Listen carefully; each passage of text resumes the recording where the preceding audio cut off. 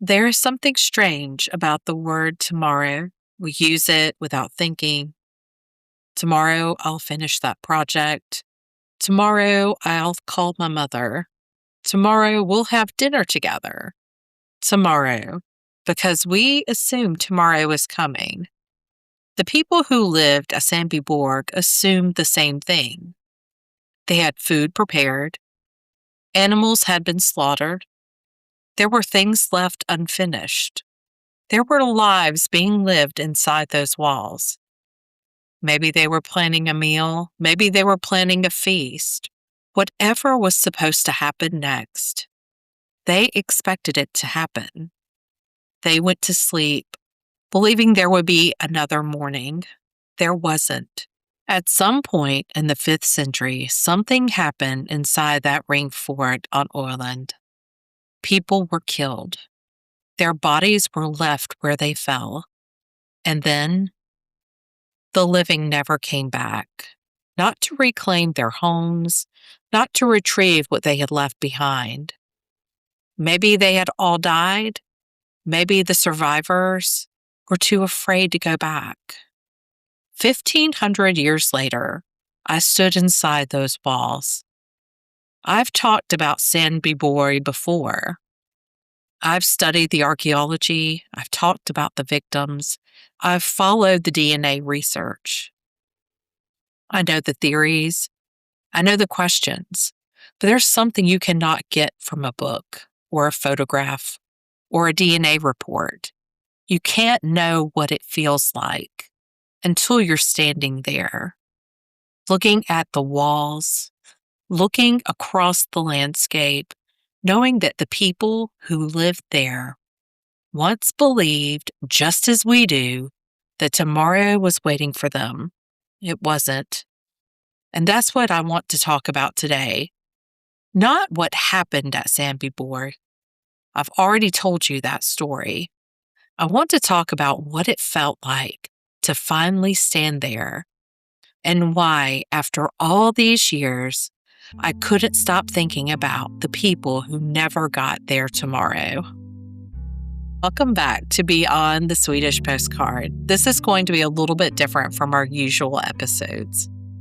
I just got back home from a vacation in Kalmar and Öland. I've already told you the story of Sandby Borg. We've talked about the archaeological discoveries, the victims, the DNA, the theories about what happened, and the questions that still don't have answers.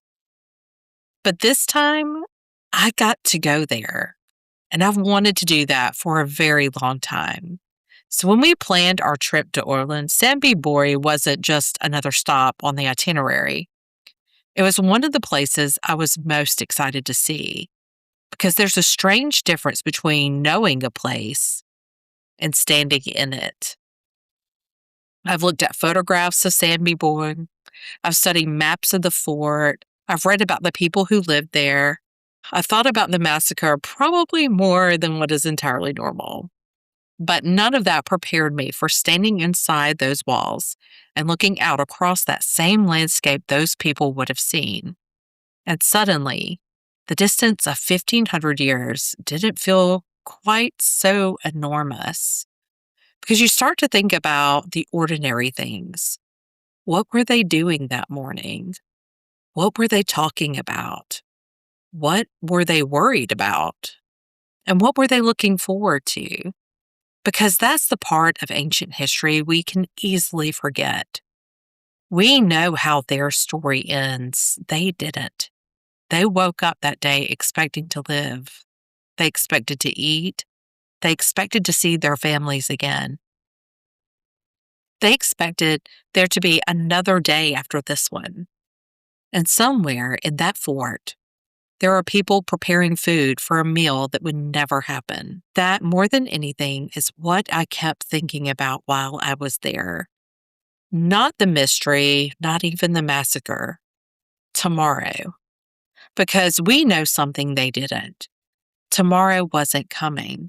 And standing there, I found myself wondering what it would mean if the people who came afterwards knew exactly what had happened and were just too frightened to go back.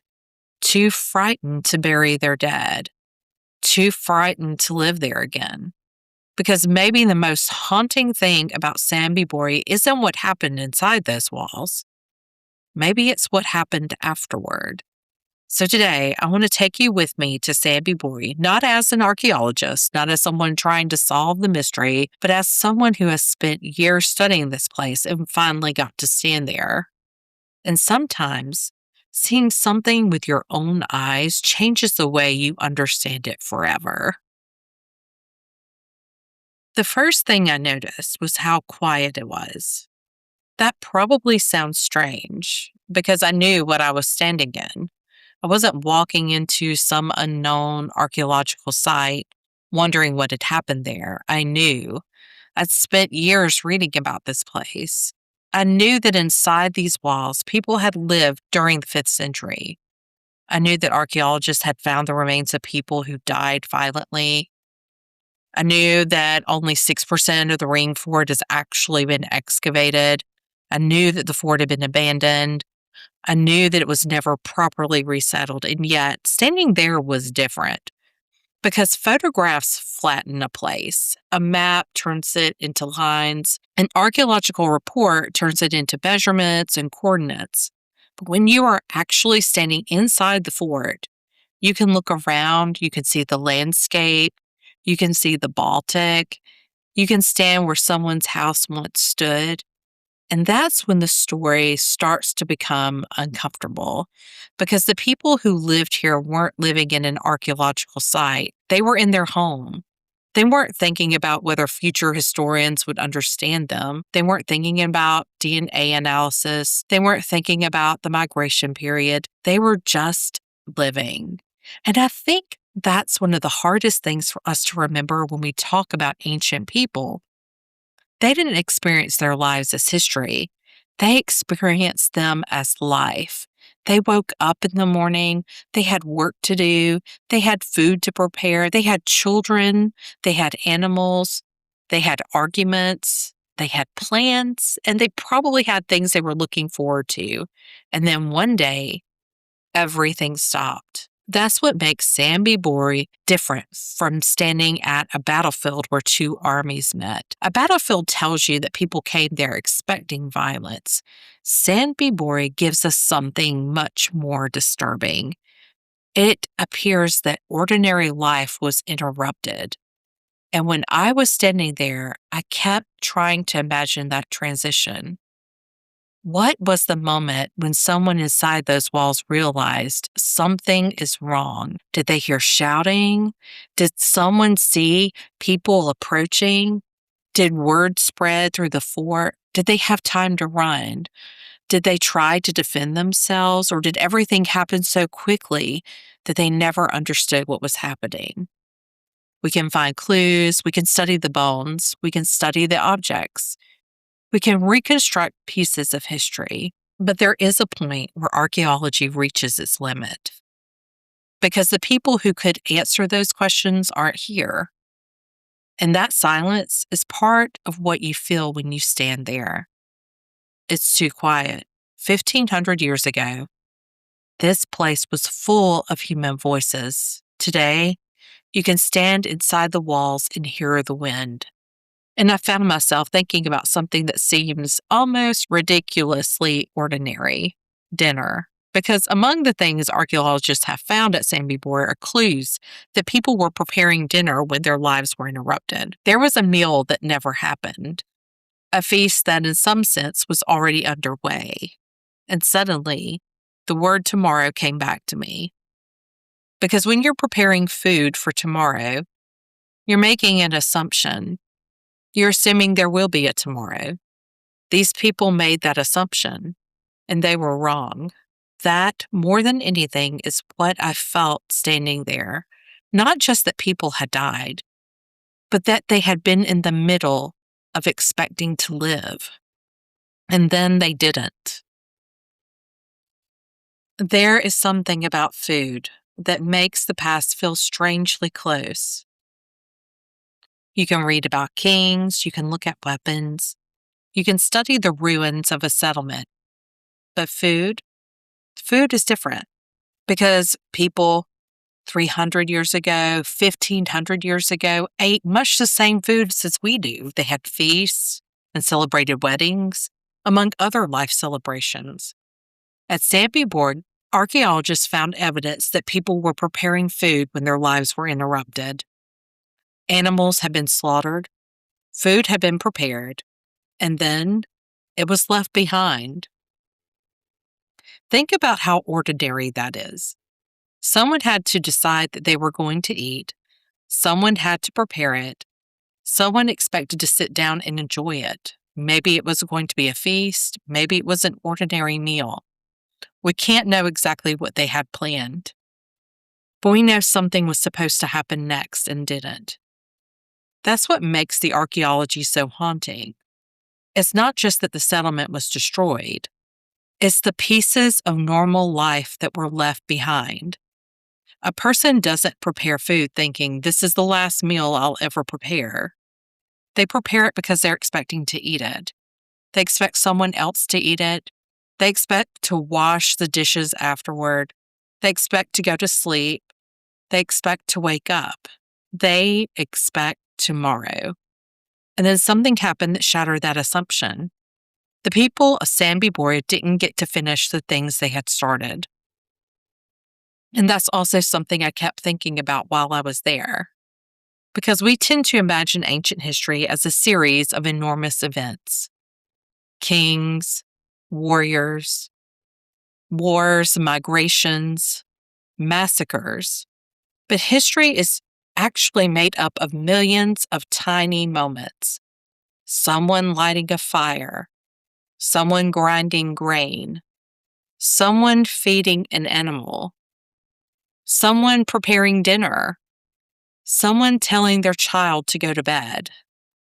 And those tiny moments are exactly what makes Sandby Borg so powerful. The archaeological evidence gives us little fragments of them. And when you put those fragments together, you begin to see something that feels almost painfully familiar. A community preparing to continue living. And then nothing. The meal wasn't finished. The houses weren't cleaned out. The belongings weren't carefully packed. The dead weren't given the normal burial rituals. The people simply disappeared from the story. And that raises an even darker question. If the people who lived at Sandby Borg were killed, who was supposed to come back for them? Because somebody must have known. Someone knew these people were gone.